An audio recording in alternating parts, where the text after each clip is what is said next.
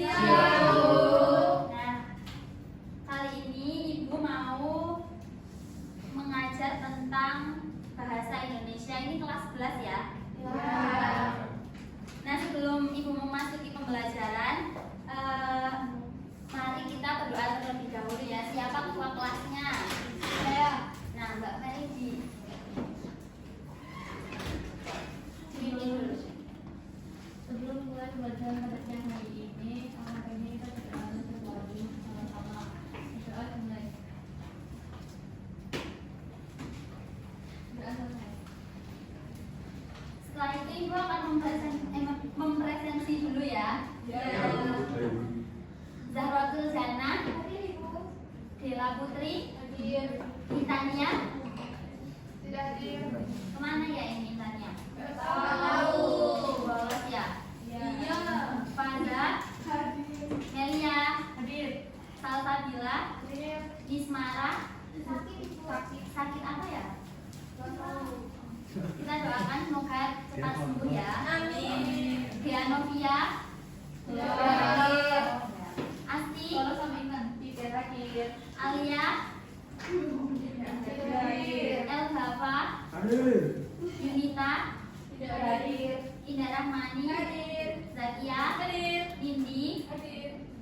Dea, Hadir. Hesti, Hadir. Dias. Nah, kalian ingat nggak yang kemarin Ibu jelasin itu materi tentang apa? Teks eksposisi. Teks eksposisi itu jelasin apa sih? Kalau kalian masih ingat? Penjelasan atau paparan informasi mengenai suatu topik untuk menambah pengetahuan membaca secara jelas dan logis. Nah, kalau tujuannya teks eksposisi itu untuk apa? Memberikan informasi atau penjelasan. Nah, pada pembelajaran kali ini Ibu akan menerangkan tentang teks argumentasi. Kalau tadi kan teks eksposisi menerangkan itu. Nah, kalau teks argumentasi itu untuk meyakinkan pendapat seseorang.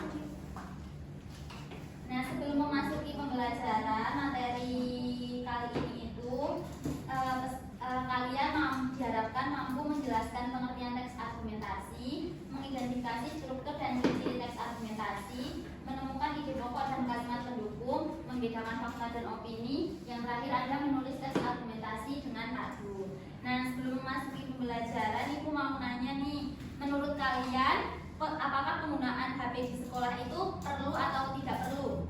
Perlu. Nah, itu termasuk argumentasi kalian ya. Tadi Mbak Meli jawab tidak perlu, terus ada yang jawab perlu. Nah, itu termasuk teks argumentasi. Nah, sebelumnya siapa yang tahu? Siapa yang mau membacakan pengertian teks argumentasi? Saya. Ya, Mbak Afina. Teks argumentasi adalah teks yang berisi pendapat atau gagasan seseorang yang didukung oleh alasan, data, atau fakta dengan tujuan untuk meyakinkan membaca agar setuju terhadap pendapat tersebut. Nah, benar ya, teks argumentasi itu harus didukung oleh data atau fakta yang ada dan didukung oleh alasan. Nah, selanjutnya dalam teks argumentasi itu terdapat strukturnya. Terdapat 3 struktur pada teks argumentasi. Yang pertama itu ada tesis. Yang kedua ada argumentasi, yang ketiga ada penegasan ulang. Nah, tesis itu berisi pernyataan pendapat, gagasan utama atau topik yang akan dibahas. Tujuannya untuk memperkenalkan sudut pandang penulis.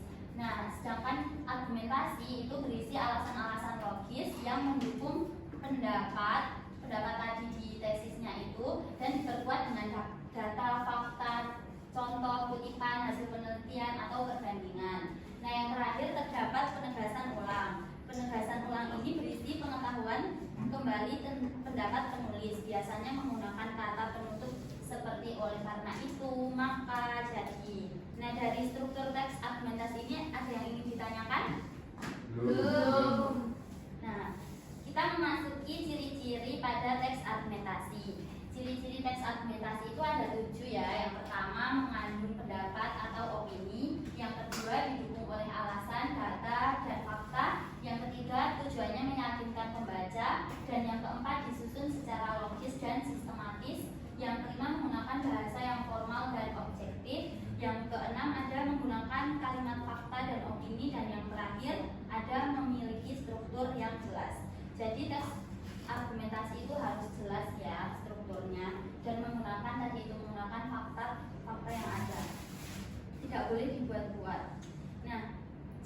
teks argumentasi juga memiliki ciri kebahasaan. Yang pertama itu ada menggunakan kata hubung sebab akibat seperti karena, sebab, sehingga, akibatnya. Terus yang kedua menggunakan kata persuasif. Itu seperti kata seharusnya, sebaiknya, perlu, dan yang terakhir itu menggunakan kalimat opini dan fakta. Nah, sebelum Ibu membagikan lembar kerja peserta didik yang akan kalian kerjakan, Ibu mau mencontohkan teks argumentasi. Soalnya nanti kalian akan menulis teks argumentasi agar lebih paham. Siapa yang mau membacakan teksnya? Nah, tahanan pangan lokal. Ketahanan pangan lokal harus diperkuat agar Indonesia tidak bergantung pada impor pangan dari negara lain. Dengan ketahanan pangan yang baik, kebutuhan masyarakat dapat terpenuhi secara stabil dan berkelanjutan. Ketergantungan pada impor pangan dapat menjadi ancaman bagi ketahanan pangan suatu negara. Jika terjadi gangguan pada rantai pasok global, negara yang bergantung pada impor akan mengalami krisis pangan. Oleh karena itu, produksi pangan lokal harus ditingkatkan agar mampu mencukupi kebutuhan masyarakat secara mandiri. Selain itu, keberagaman sumber pangan lokal juga perlu dimanfaatkan untuk mengurangi risiko kekurangan pasokan. Dengan memperkuat ketahanan pangan lokal, kita dapat menciptakan sistem pangan yang lebih stabil, berkelanjutan, dan berdaulat. Nah, dari contoh teks argumentasi yang Mas Bakti bacakan itu, kan ini ada 3 paragraf ya. Yang pertama itu termasuk tadi tesis, dan yang kedua itu ada argumentasi, dan yang ketiga itu ada penegasan ulangnya. Nah, kenapa ini yang paragraf pertama bisa disebut tesis? Karena bagian awal itu dijelaskan tentang ketahanan pangan lokal yang menjadi topik utama dari teks argumentasi ini. Seperti ini kata ini, ketahanan pangan lokal harus diperkuat agar Indonesia tidak bergantung pada impor pangan dari negara lain. Itu termasuk tesisnya, karena sebagai pembuka yang paling menjadi topiknya. Dan yang paragraf kedua ini termasuk argumentasi. Kenapa bisa disebut argumentasi? Karena berisi alasan dan penjelasan. Misalnya pada ini, ketergantungan pada impor pangan dapat menjadi ancaman bagi ketahanan pangan suatu negara. Itu termasuk argumentasinya, karena masih nyambung dengan paragraf sebelumnya yang menjadi topik. Dan yang terakhir itu kan ada penegasan ulang. Nah, penegasan ulang itu kan seperti menjelaskan kembali dari apa yang sudah dijelaskan di awal. Dengan kalimat, dengan memperkuat ketahanan pangan lokal, kita dapat menciptakan sistem pangan yang lebih stabil, berkelanjutan, dan berdaulat. Nah, sekarang kalian sudah paham kan tentang teks argumentasi? Nah, Ibu akan membagikan soal nanti berkelompok ya, secara sebangku-sebangku ini. Terus nanti salah satu dari kalian maju ke depan buat mempresentasikan.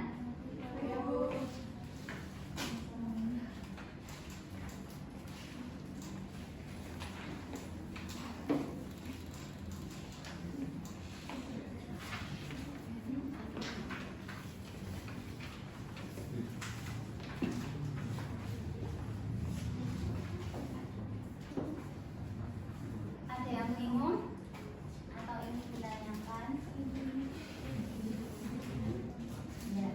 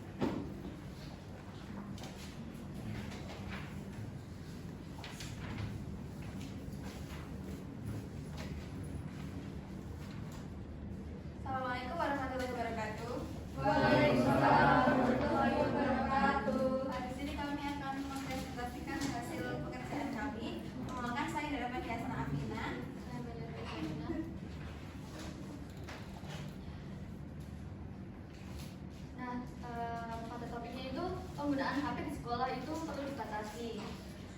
Kelompok kami memilih tidak setuju karena alasan yang pertama, HP dapat membantu mencari informasi pelajaran. Yang kedua, HP mempermudah komunikasi di sekolah. Lalu yang kedua, membaca buku sangat penting bagi belajar. Hal ini karena membaca dapat menambah wawasan dan pengetahuan. Selain itu, membaca juga melatih kemampuan berpikir kritis. Oleh karena itu, siswa perlu membiasakan membaca setiap hari. Bagian tesisnya adalah membaca buku sangat penting bagi belajar. Argumentasinya, yang bagian hal ini karena membaca dapat menambah wawasan dan pengetahuan. Selain itu, membaca juga melatih kemampuan berpikir kritis. Dan penegasan ulangnya, oleh karena itu, siswa perlu membiasakan membaca setiap hari.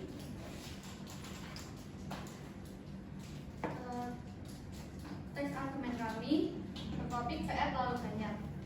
Pemberian PR yang terlalu banyak sebaiknya dikurangi. Hal ini karena siswa membutuhkan waktu istirahat setelah belajar di sekolah.